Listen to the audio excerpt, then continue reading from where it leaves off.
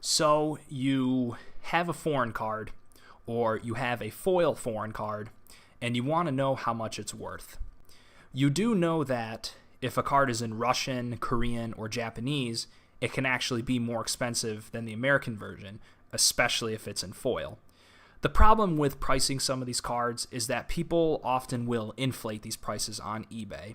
So what I'm going to show you guys today is, I guess, a standardized way to figure out the prices of foreign cards. Now, the best place to find the best place that sells foreign cards is magiccardmarket.eu.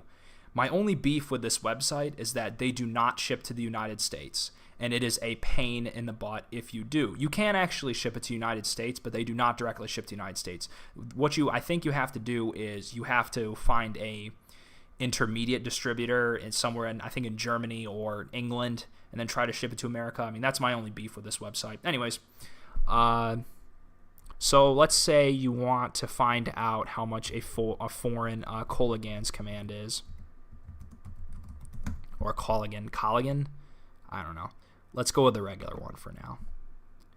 Okay, so here's what you do. So I guess let's go with Russian. Russian's the most expensive one.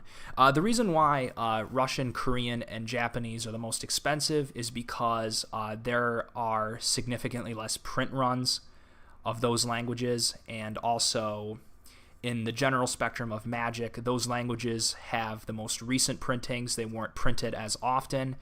I think they started printing Russian. Actually, I don't know when they started printing Russian, but it was much later than since the game's beginning. But for Korean, they actually started printing Korean cards when the game first came out, or not for Alpha, but I think they did it for like 4th edition, and then they stopped doing it because the market wasn't there in Korea. And for other languages like Portuguese, Italian, and French, the cards are usually cheaper just because I don't know, those languages tend to not be high in demand. I mean, in reality, like the more foreign the card looks, i.e., like, the harder the card is to read, the more expensive it's going to be. But that's really subjective because, Russian's more expensive, and it's much harder to read Japanese than it is to read Korean because Japanese has like this text overlay above it for the different writing systems. So anyways, so you want to find out how much a Russian Colligan's command is. So here it is. So what you do is you type in, Colligan's command, and then here you type in language as Russian, then you hit filter, and then these come up. The best way to do this is, check to see among the non-foil cards, you want to pick the median. You want to pick the median price, or the price that's in the middle. Not the average, but the median. So you got 1, 2, 3, 4, 5, 6, 7, 8, 9, 10, 11, 12, 13, 14, 15, 16, 17, 18. So you want to pick like the 9th card in. So 1, 2, 3, 4, 5, 6, 7, 8, 9. So roughly about, 17 euros, which in normal people money, that's about like $18. So, a Russian Colligan's command is roughly $18. If you want to know what the foils are, you kind of do the same method. And this is not like, in my opinion, this is not like the best method ever, but it's just a way for you to get a general idea of how to price your cards.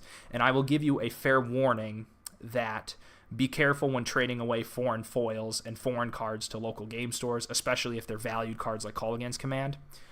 The reason why is because a lot of stores, it's very hard. There is no established pricing system like there is on MTG Goldfish and TCG Player. So a lot of stores will stray away from it, and it also makes a pain in the butt to enter foreign cards in their databases.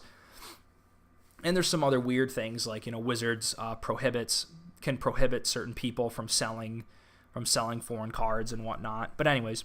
So yeah, as of now, a foil Colligan's command in Russian is about like, I don't know, if it's somewhere in the middle, you can either pick one of the two prices.